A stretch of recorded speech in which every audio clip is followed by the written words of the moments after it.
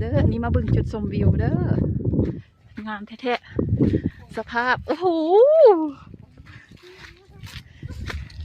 ไหนอยู่ซ้าย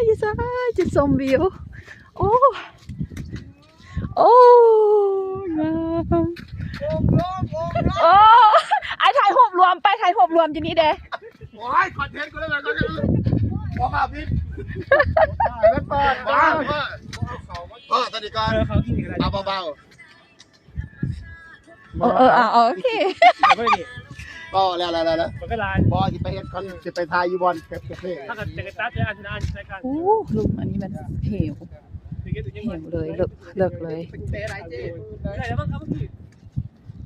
เนาะ ระวังมือเลยไม่พูด จุดชมวิว ปกติเทหนักตัวกันเลย โอ้ย บึ้งแม้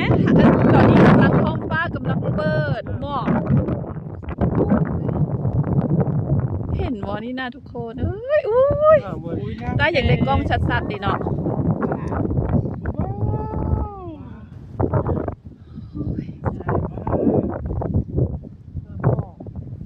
ทุกคนก็รอดีดานี่ที่ว่ากูอยากเขาดีด้วย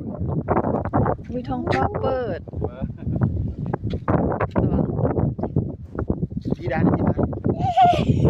ว้ายเรื่องอะไรอารมณ์ว่าดีดานี่ตัวนึงนี่นะ